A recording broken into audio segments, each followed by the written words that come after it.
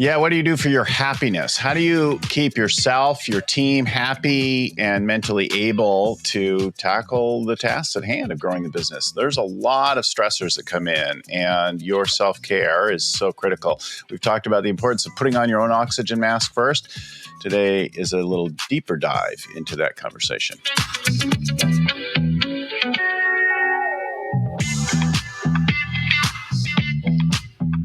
Hey everybody, my name is Bill Gallagher, scaling coach and host of the Scaling Up Business Podcast. Our show comes to you every week with a guest, a guru, a CEO, someone who's got something to share relevant to growing and scaling your business. And we certainly have that today. 500 million jillion episodes and more at scalingcoach.com, along with our monthly workshops on the stages and a free course on the stages of growth. So we got a workshop every month on mindset and tools for scaling.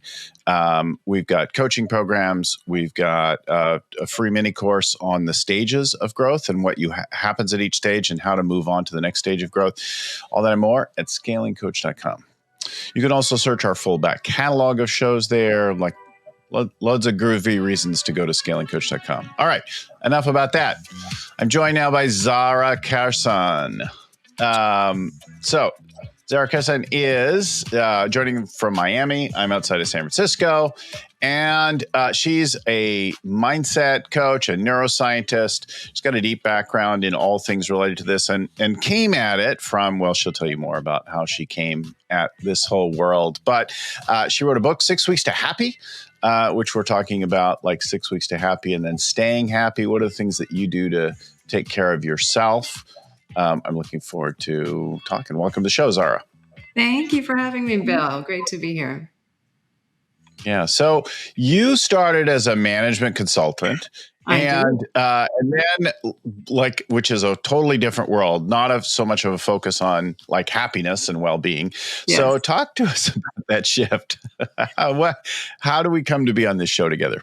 Honestly, it's, if you would have asked me 8 or 10 years ago, would I imagine myself being here doing coaching and corporate wellness, I would have said, I can't even begin to imagine that. But yes, I was a management consultant for over 20 years. And, I had a great deal of success. I was very, very lucky. So early on in my career, I got the opportunity to, what was that? It's a grind, right? Like it's a hustle. Yeah. There's something to that. Yeah. Very high stress. And there was part of me that thrived on that, that sort of rush of really being needed and depended upon, so rigorously and being called in by, as a trusted advisor to C-level executives. I loved that part of the work and, all of the accolades that came with that. But the stress itself, I wish I'd known back then that if I just knew how to dial it back, if I understood my brain and nervous system and understood how the mind works, what takes energy, and how to prioritize things differently, I could have been just as effective. But you think at that stage in your life, you need to be on high stress Olympic mode all the time. And what I came to realize is, well, that's just not sustainable. It's like trying to be in a sprint all day, every day. It's impossible. You get adrenal fatigue, you deal with chronic stress. And I really believe that was normal until I nearly had I call it my almost nervous breakdown. It was this moment where I was just going full force and I was walking to the kitchen of the office and I was just breathing and walking. And I realized, oh my gosh, I do everything quickly. I breathe quickly. I walk quickly. Everything was just fast paced and intense all the time. And I had a little break in my schedule at the time and my body just started to fall apart a little bit. And I went into my boss's office. He called me in to let me know the project had been postponed. And I thought, okay, well, that's disappointing. We'd put in all of this work. And then all of a sudden I burst into tears. And I had been somebody that was known to be so composed and so measured and so intentional in every management setting that we both just looked at each other in utter shock. And he's like, okay, well, tell me what's going on. And could never be more grateful for that moment of compassion from my leader, any leader at that moment. And I just said, look, a bunch of my things in my life are unraveling and high stress. And I think I just need a few days off. And he looked at me and he goes, maybe take 2 weeks. I just, like, we both just burst out laughing. And I said, okay. And I was just so grateful. And I didn't know, I had been studying psychology and all of the studies regarding what's now called the study of positive psychology, which is the science of well-being and happiness. And I had all these Yeah. tools at my disposal, but I wasn't using them in my life. It was more of a curiosity and research and a study of mine for 20 or 30 years at that point. And I woke up on the first day and I thought I'm missing something. Like, I've done everything right. I've done the formula for success. I did the job. I started a career. I made a ton of money. I had a lot of great success. I got the house, got the car, got the marriage. Everything was on point. I checked all my boxes. What's missing? Why am I so stressed? Why is my body about to break down? And I just said, I don't want to feel this way. And a little voice in my head said, well, what do you want to feel instead? And that's kind of what started this journey. I kind of shifted my own mindset, my own energy, found a way to quiet my mind and be peaceful. And I realized I could be just as productive. And I didn't know that before. I just, like, that was my normal. I thought that was normal for everybody. And I realize now, it doesn't have to be that way. It actually reminds me of a CEO that I worked with, and I would ask him about his morning routine. And he would wake up, he would turn all the TVs on news, Good Morning America or whatever it was, in his house. So as he walked from his bedroom to his bathroom to shower and shave, brush his teeth, walk to the kitchen to get his coffee, it was all news, full barrage. And I said, that seems like kind of a violent way to wake up. It's certainly not a peaceful way to start the day. Yeah. And he thought of it as almost putting on his armor and getting ready for battle. And I thought that was such an interesting metaphor because, high-powered executives, certainly, even me as a management consultant, didn't realize at the time that if you find some inner peace and you know how to quiet the mind, it doesn't mean you're going to lose your edge. It actually makes you more productive. Yeah. So that was an interesting turn. And then I ended up starting a meditation app and a coaching business. And I started seeing these amazing transformations in my clients. And that's what led to the methodology, because I became so good at delivering successful results as a management consultant. I took that approach and thought, how can I teach people how to do this for themselves? And that became the book, 6 Weeks to Happy. And so now we're here and I'm delivering corporate wellness programs out of nowhere. I think what's interesting about that, like, one, leaders don't necessarily have the same psychology mindset as everyone else, right? There are definitely different, and there's not one kind of leader. There's many styles of leaders, like there's many styles of people. And I can relate to that. Like, there's many days that I wake up and I have that pull for the news on, right? And sometimes I'm in a foreign place or a different city even, I'll put on the news in the morning because I have this, like, I need to know, like, I want to know what's happening in the world. Like, I need to connect because I'm by myself in this place. Like, what's going on? What's been happening while I was asleep? Sure. And I need an update, right? But it is a violent, like, arrest, especially like an all kind of immersive thing, like any video-based media, television in particular, of any kind, right? Like, there's sound and light coming at you. And some people I know turn on multiple sources in multiple rooms. It's, and they're it's looking stimulating at their device while they're hearing it. Like, for sure. And it does, it does wake you up, but it's not necessarily the best way to start the day. If you start your day, what happens there is, we're in fight or flight all the time. So you wake up and you throw yourself into full throttle.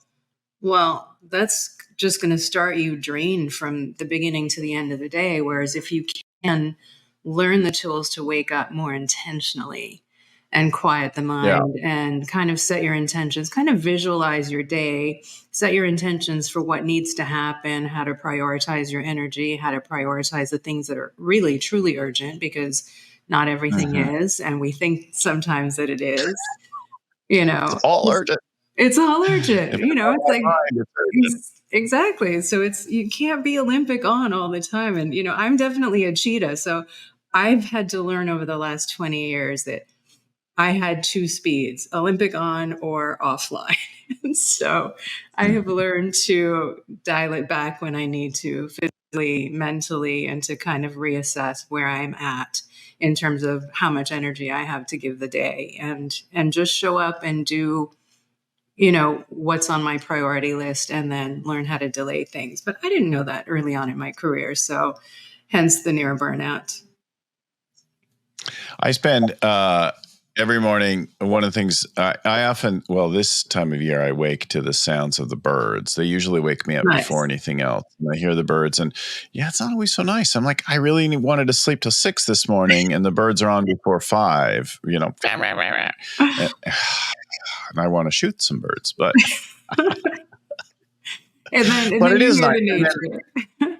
And then as the light comes up, right, it's nice to see the light and to see the activity. Like I can kind of see the street from my window, not well, but I can, and I'll see a runner passing or somebody walking their dog or things like that. And that's all a really like a beautiful way to wake up. And then I spend at least an hour, I would say most days, reading various things. And that's also kind of nice. But Absolutely. sometimes I have to watch myself on what I'm reading, right? Like if I read the news, I might not like that, or what kind of news, what aspect of it I read is not totally settling, right? Not always taking care of myself. Well, there's a lot going on in the world right now that's, deeply disturbing.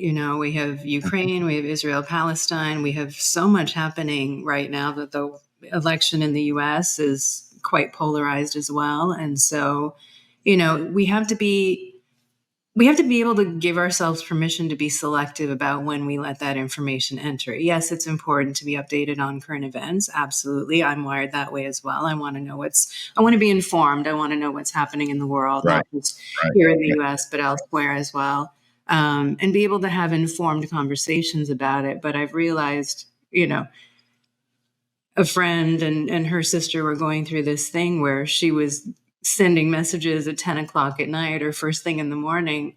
And she had to just push back and say, this is not the time to consume news. You don't start your day and end your day. How can you have a peaceful, restful sleep if you're worried about a war in, other parts of the world, for example? So understanding when to consume that information, just, and time box it as well. Give yourself a half an hour and just say, That's an interesting thing on both sides. I think a lot of our leaders aren't necessarily thinking about the impact they have on others. They're just doing stuff. And I can remember one CEO who had like a very negative impact on their company, and who wanted me to coach everyone but them. And they had a habit of sending emails at all hours of day or night to people, demanding almost immediate response to things from everywhere in the world as they went about their things. And I'm like, you're having a big impact on that. But then as I worked with the other leaders I had a more direct coaching relationship with in that team. And normally I have the CEO and the rest of the team, but in this case, I just had the rest of the team and not the CEO. But in this case, my coaching for them was turn that filter shit off. Like change your notifications. Don't look at that first thing in the morning. Get yourself centered and stuff because there's going to be something from him when you open that up, and it's going to throw your whole day. So get a little coffee in you, or stretch your legs, or do whatever you need to do to like center yourself before you like open up to that like assault of his energy. That's great advice. I think if you can start your day off quietly and intentionally, that's a much more peaceful way to get through your day. And what it does is it sets your brain and your nervous system up for the stress that's to come, because you're not in fight or flight every single minute of the day.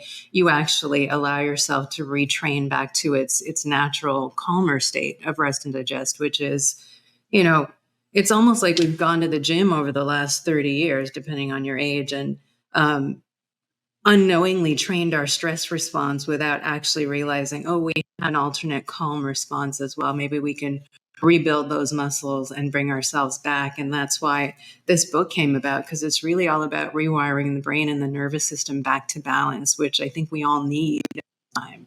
As we were preparing, you shared some stories, and I feel like it would be useful to talk maybe about the banking leadership team at this point and the work, Sure. what you identified there and the work that you ended up doing for them, what impact that had? Absolutely. Well, so I was working with a major bank and working with the executive team. And, we were talking about different challenges, between my consulting and my human behavior background, there's so much layering and so many things I can bring to the table. And they were talking about challenges they had in past of getting a healthier workforce and how much they were seeing in terms of spending on medical and healthcare costs and what sort of phenomenon were happening in the office. So, they were seeing almost 40% of their workforce showing up as pre-diabetic, which if you understand the way that the brain and the body works, if your sugar is up and crashing all the time, how are you managing your energy? How are you getting through the day and being productive?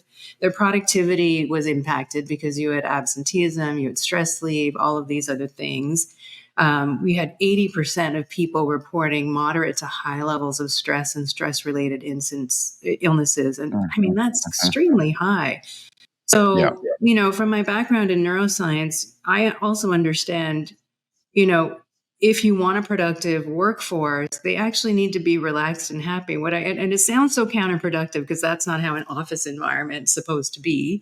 But in order to spark innovation and creativity, it's that eureka moment where, the scientist was searching for a particular solution. And while he was sitting there trying to solution the task at hand, he couldn't figure it out. And so he went to take a bath and, he was figuring out that it was a calculus formula on displacement theory. And so took a bath, all the water splashed out of the bath, and he had this moment, and the solution found him in a completely different state of mind, not being at his desk, not trying to actually figure out the solution. And why that works is because your brain actually uses a different part of its neurology and its wiring to do task-based work versus creative and innovative work. And that's also the same brain process as used for strategic thinking. So if you're a leader, sometimes just getting up and walking around, or you get the best ideas on your drive to work or having a shower or, out with your kids, even though you're not technically thinking about work in that moment, is when you find those solutions. And so we were having this conversation about their stressed workforce and how can we find a solution that's easy to implement that will include a high level of engagement. And also we live in a time right now where you have to be inclusive, and what they had tried in the past was fitness challenges. So they got everyone a Fitbit, and they had this walking challenge and this nutrition and like a diet challenge where people had to weigh in, and people actually started feeling bullied. So this is a whole new world that we live in. So they thought, how can we put together an easy solution where people feel like they have the tools and they get to make the choices that make sense for them because they just want to bring their health back to normal. It's not about being in perfect health. I mean, the shame for some people of like walking in and having to do a weigh-in at the office is just kind of gross, right? So let's not do that. But give people the tools to understand how your body processes certain foods, how to stay hydrated through the day, how to avoid that 3 o'clock crash, or, and we've all had it. We've all been there on an 8-hour day after lunch. There's that sort of lull in the afternoon. And it's about understanding biorhythms and about understanding how to do it in a healthier way so your energy is not peaking and crashing, and understanding, of course, how the brain works. And so we were able to put together a really cool program for them that included fitness, nutrition, and the education and the tools so that they can better look after the mental health of their employees. And that went really, really well. It's an interesting thing to think about it from multifacets, like what's all going on here and what are our regular practices and are they healthy or not? I think a lot of times just in meetings, we don't stop and notice. As somebody who's outside facilitating meetings for teams all the time, I'm looking at and feeling about like, this feels it's time to take a walk. Like, let's stop now. Everybody get up. Go leave the room for a few minutes, right? Yeah. Like, don't just sit there and open your laptop. Like, you need to get out and move.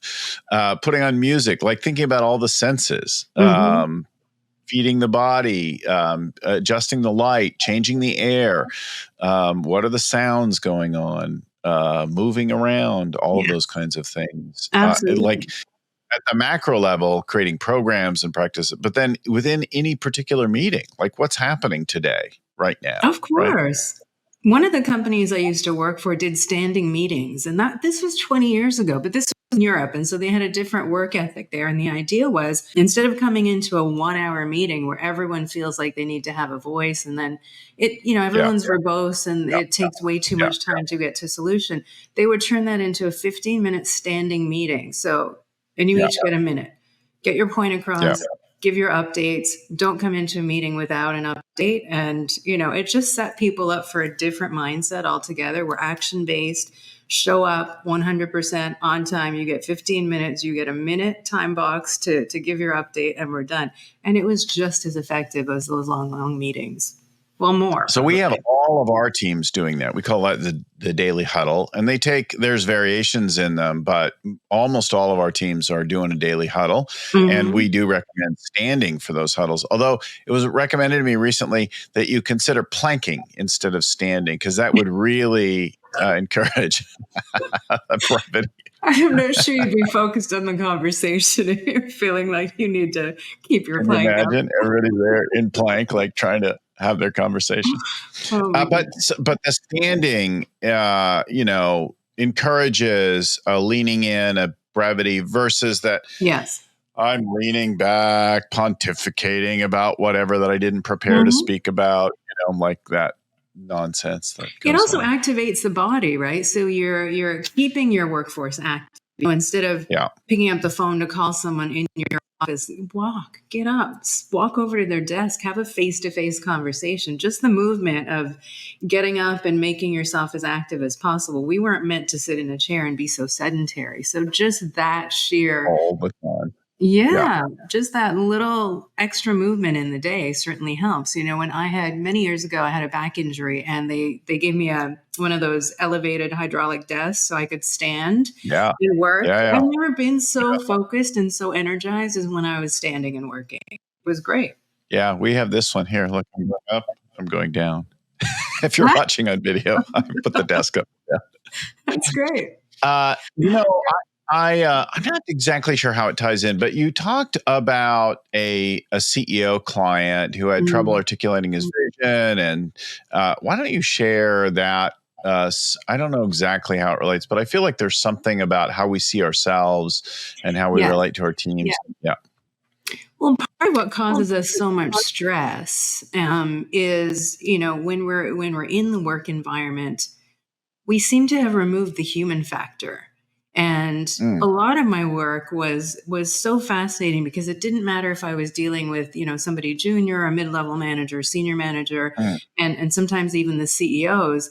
We all have these basic fears. And one of them is that I'm not good enough stuff. And so now a quite common expression is, and people are using it, and I'm happy they're using it, but they're calling it imposter syndrome. So feeling like they're coming in to run the show, but having this fear of imposter syndrome, like, oh, what if they find out I'm not quite so skilled or quite so capable of doing this? And I worked with one such CEO, but when you're working with a CEO, you can't bring that to their attention. The way that you handle that situation is you figure out the solution for them, and you kind of bring them the answer. And so in this particular sense, what happened was he had imposter syndrome. And he had a vision that he was trying to communicate top down, but he had no actual plan for how to articulate that to his team. So he sort of left it up to the devices of his management team to figure out what his vision meant.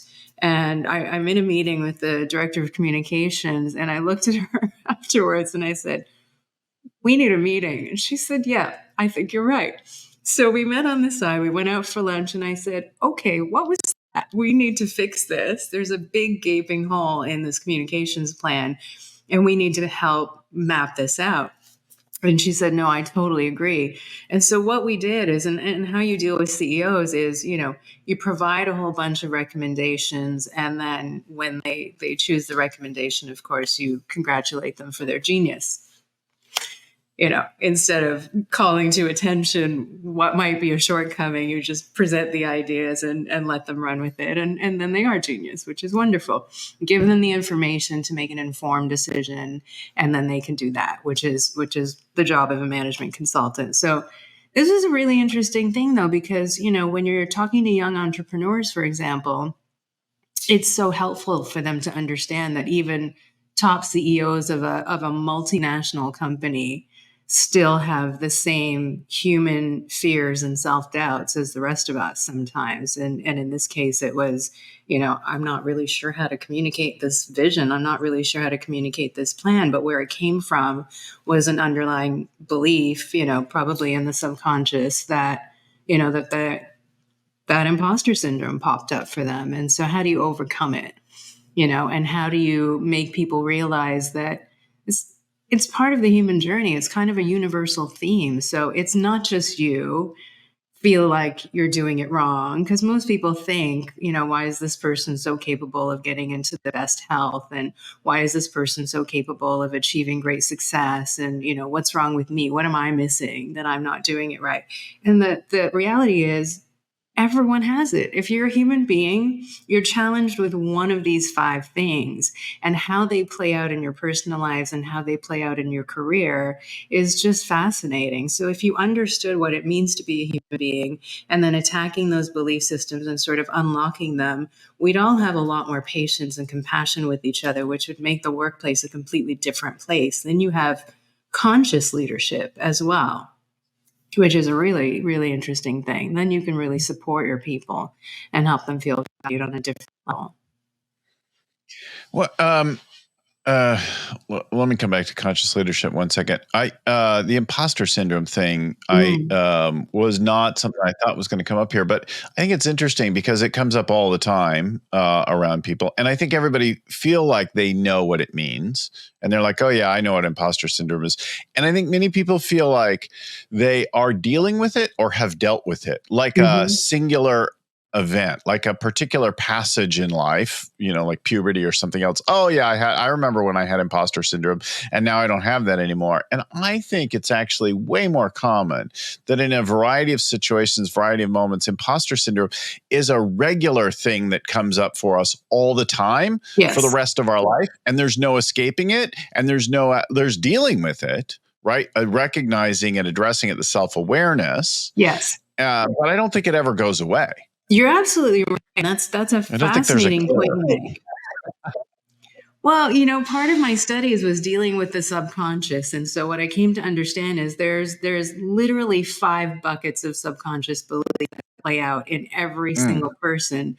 And that's how I ended up creating the life, because I wanted to see where is everyone's unconscious belief patterns and how that plays out. So the 5 are that I'm not good enough. I'm alone in this world. So, it doesn't always sound like that. It could sound like if I want anything done right, I have to do it myself. And so how that plays out in your personal I don't have anybody. I can't count on people. Exactly. So if you're a business leader, does that give you the ability to rely on your team or to empower people? Or are you always hung out because you're trying to keep your fingers on everything and try and do everything yourself? There's a certain point where as a business leader, you have to be able to let go and trust that your team is going to handle it, and then just learn how to navigate. And then the other ones are, I'm not safe, I'm not worthy of love, I'm worthy of wealth and abundance. And so how those play out in business, in your abilities to work in teams, in your ability to trust in your management and your leadership team and run a business, or if you have a business partner, can you really and truly depend on them to pull their weight and do their part? So what ends up happening is we exhaust ourselves both in the workplace and at home. And so unless you address what is common and what is universal about the human condition, we'll never get past it. But in that search, what I realized is you can only bring it to awareness. So as you say, if imposter syndrome or the feeling of not good enough is your story, it doesn't go away. And it doesn't go away is because I believe our subconscious really kind of evolved to keep us safe from harm. So for example, if you're crossing the street and you can sense that a car is coming, I think our subconscious was just to say, maybe just wait a beat, wait for this car to pass so you don't get hit. Or, when I'm dropping this water bottle all of a sudden to make sure my foot doesn't get crushed and be able to pull it out of the way. I don't think it was meant to actually run our thoughts, feelings, and behaviors the way that they do today. And so how you fix that is by bringing what's beneath consciousness into our awareness with things like self-awareness and with some of these studies in subconscious behavioral patterns and how they play out in terms of your values and how you design your life.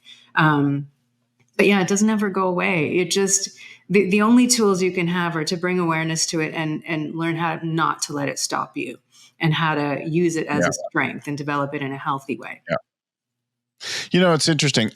As you think about that, I know that many of our entrepreneurs are, they're either introvert, extrovert, or whatever, and there's definitely a connection there to the tendency of feeling alone or disconnected in some way. I know I'm definitely need my personal private time, like to withdraw, but I also realize that like there's something valuable in connecting with other people. Yeah. And I have that, like I can't count on other people. That comes up for me regularly. It's all on me, that kind of thing. One of the things that I found super useful for myself is like a mantra or a reflection of some kind, not exactly an affirmation, but like, I am not alone. Mm-hmm. And when I think I am not alone, even if I'm actively engaged in some solo thing, like if I go out for a run or I was out surfing yesterday, I'll go out surfing this afternoon, and I will have this thought, out here alone, I am not alone, right? Like I'm surrounded by people. Yes. Who, whether they know me or not, notice me. And there are people who are thinking about me right now, like literally all over the world for whatever reason, who care about me. And so who do I want to be in relationship to all that, even when I'm by myself, right? And I notice like if I'm on a run, I stand up a little taller. And I hold my head a little higher, and I'm like, okay, I'm not alone. I'm being watched. And I find also then in managing like my worst habits, the notion that I am not invisible, I'm not alone is also really powerful because, we do some crappy things to ourselves and with ourselves sometimes that are not healthy. And when you think, I'm not invisible, I'm not alone, like that changes maybe some of your minute by minute choices, right?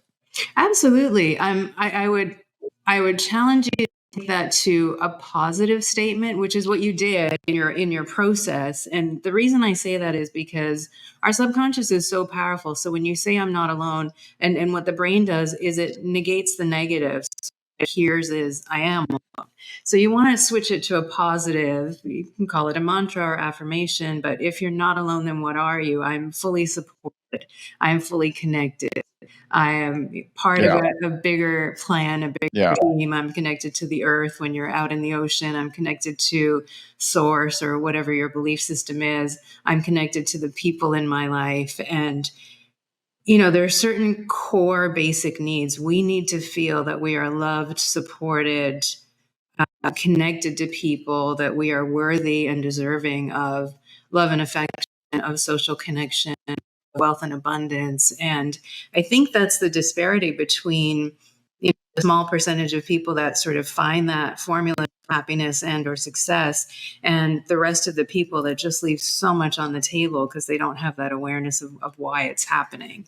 So I think you're onto something there. Absolutely. If you can, dive into that. And this is part of the work we do, is part of even the corporate wellness packages, we have to address factors. So we have to talk about, if you have a subconscious belief that you're alone, it doesn't always sound like that. How it sounds is, let's say you're a single mom or just who's working as well, then to feel like you're running the story, I'm alone, I have to do everything by myself. I mean, that's utterly exhausting to know you've got to go to a job where you feel like you have to do everything, even though you're part of a team. Does it allow you to fully rely on your team? Does it allow you to empower your people again? Does it allow people to be there and support you? People want to do that. People do want to do that. They want to work together.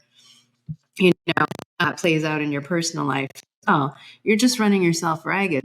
Just if you can allow yourself to flip the script, and we have lots of tools that that allow you to do. But if you allow yourself to flip the script and retrain the brain, what it does is it actually calms the neurology down as well. So it starts calming your brain and your nervous system down, which is why you've had that response, right? We call it a neurological response, where you stood up a little bit taller, where you were kind of having your needs met in that moment when you realize, no, I am fully connected and I have people around me all the time that are thinking about me all around the world. That's a beautiful, powerful statement. Right. And you are here doing this amazing work to bring enlightenment to people. When I think about that, when that when that I'm not alone arises for me, it's like a bracketing declaration. It's like, oh, I'm not alone is a set aside, because the first thought is I'm alone. Yeah. And the I'm not alone is setting aside the thought. And then I start to think about, how am I connected? Who am I for others? Who are they for me? What am I doing in the world? Like, and then, maybe it's like I'm out here flowing. And yesterday I thought about my dad, which I often think out on the San Francisco Bay, because after he passed, we scattered him there. But I thought, like, I'm grateful because he taught me both to surf and sail, right? Like, so I thought about my connection to the past, and then I thought about the people around me and what am I teaching them and that kind of thing. And it was a beautiful, like, I moved now. Even thinking about that yesterday, but that is that shift of, hey, I'm here all alone. I'm afraid there's sharks. There's like whatever. It could be dangerous. And then the other is, now I'm not alone. I was given this by somebody else, and here I am connected, and there are friends, and there's people thinking about me, and I'm connected to satellites and things.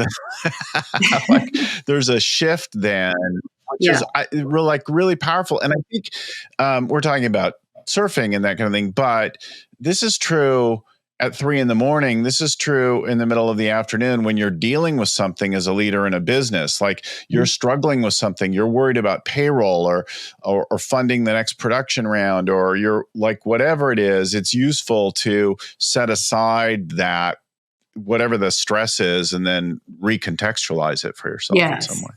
Absolutely. I think, I think that's what led me to create this. So I was, as a coach, I was trying to figure out, how do we bring the understanding of each other and understanding of these subconscious beliefs, like the I'm alone, I'm not good enough, the imposter syndrome, and others, to light, so that we all have understanding of each other. And so I created the life block quiz, which it basically maps out your personality as, a few animal archetypes, and each animal archetype represents your subconscious behavioral patterns. So let's say you did have this I'm alone belief. Well, what ends up happening is, probably early on in life, you had some experiences where you did feel that. And so part of your belief system. And what ends up happening is, you then learn how to be really self-sufficient. So it turns into a strength.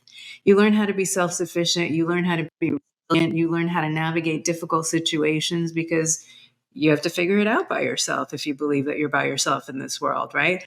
When you start developing these strengths, and you come to value things like freedom and independence. I'm alone is also one of mine, by the way. I can speak to this very clearly with some authority, whereas I think a lot of leaders have this, because the sort of person that steps forward and says, I'll lead, is often a person who started doing that at a very young age, from whatever, an inattentive parent or something like that, right? So you're absolutely right, because it's those people with that belief system that end up being resourceful. And if you're comfortable being alone out there in the world, you can lead. You are going to have to rely on your team, but you're not afraid of leaving the team. You're not afraid of challenging the status quo, because you're already comfortable being alone. You're not going to be cast from the herd, so to speak. And so you're absolutely right. Yeah, they're usually wired to be leaders as well. Pretty amazing. Yeah, you start lot of firstborns, a lot of different people with different kinds of childhood backgrounds, right? They develop strengths out of them, but then there's also like this thing that you're not aware of, that you're not in touch with, that you don't see the whole of it and the impact on your life. The and your trick is satisfaction. understanding the personality and that behavior and the belief system enough so that you know when you're developing it in a healthy way versus in an unhealthy way.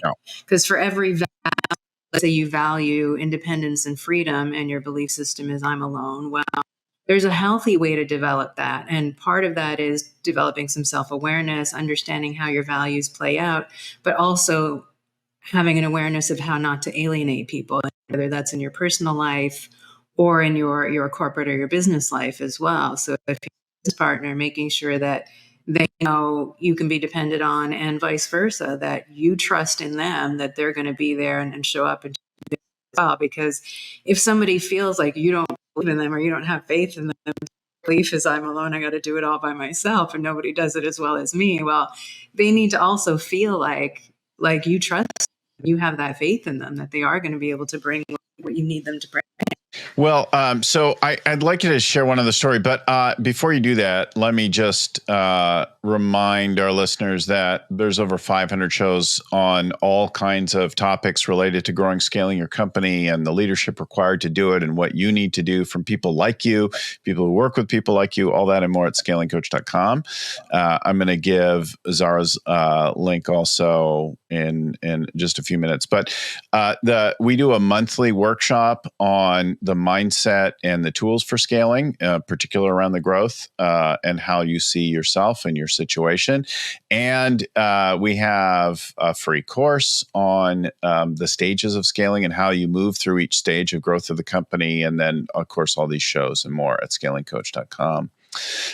So Zara, tell us about your mutiny on Christmas Eve. Tell us the Christmas Eve story. Even though, as we sit here today, it's fully like the beginning of summer and not Christmas Eve. But I think it's a useful thing to think about that. So share that with us.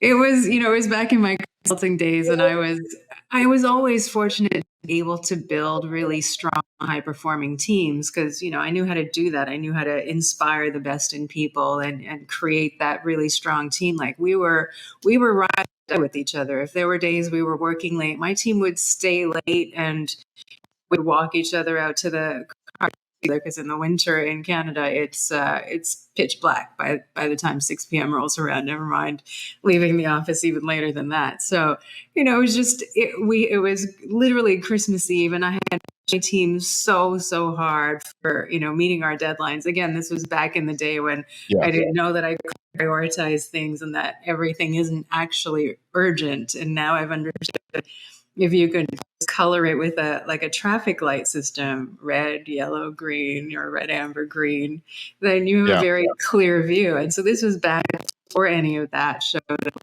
Everything was urgent. We'd had a Christmas lunch, so everyone was drinking the eggnog and, being social. This is kind of the day when you finish this lunch and everyone is just in a relaxed state of mind. You're about to enjoy the holiday break, and so most people knock off a little bit early, 3, 4 o'clock, everyone taps out, that's an eyelash because everyone's left the house early. And I was so wired to, I knew about myself, at least at that time, that if I didn't finish a number of things before I left that day, that it would just irritate me and interrupt my break. I was pushing myself, and my team all filtered around. Everyone was like, they had a couple of cocktails, and I was still on, triple espressos. And then they were milling about my table and my desk, and they were like, Z, it's time for you to go home. I said, I gotta finish this. And so we had a full-on blast out where I ended up dismissing them early. But, looking back on it now, everything could have waited. I wish I'd known that. Now this is, what I get to teach people in the business world is, and it's something I learned in Europe. I was interviewing at a consulting firm in the Netherlands 8 years ago. They asked me, what are your hobbies? What do you like to do in your free time? And I was so appalled by the question in North America. just having that time mentality, that I said, can I ask why you're asking me this question?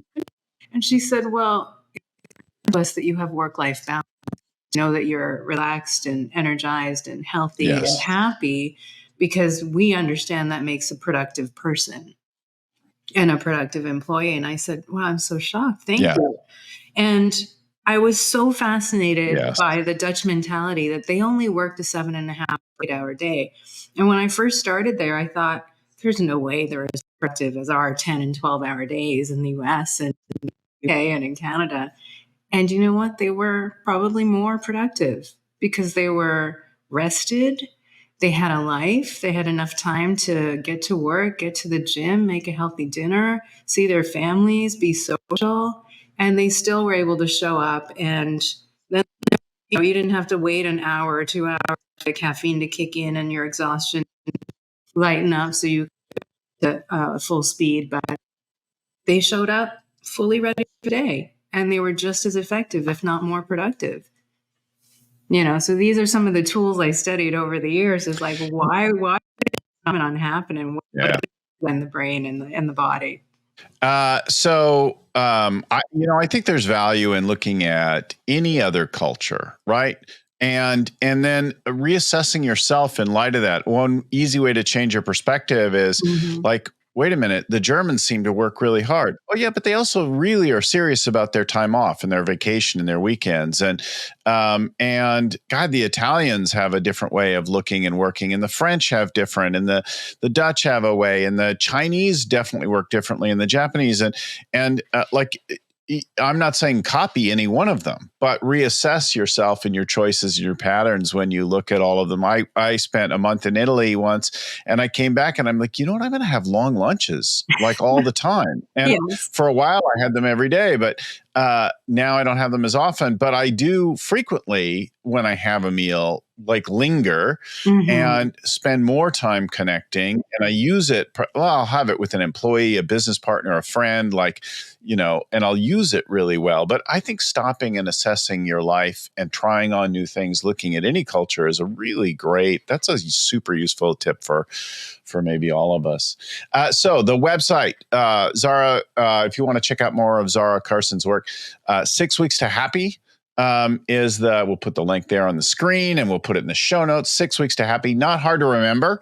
The number 6 weeks to happy.com is where to go to for that information. Zara, thanks so much for joining us today and sharing a little bit of your stories and your work with us. Thank you for having me. Reminder to everyone, big thanks to my friend and mentor, Vern Harnish, who created the whole scaling up framework that we use at the core of our growth for companies. And to the folks at Storyon who get our show produced, prepared, in and out every week, and on Cameron, Seth, Christelle, and the team over there. Thanks again, everyone, for watching, for listening. Until next time, keep scaling.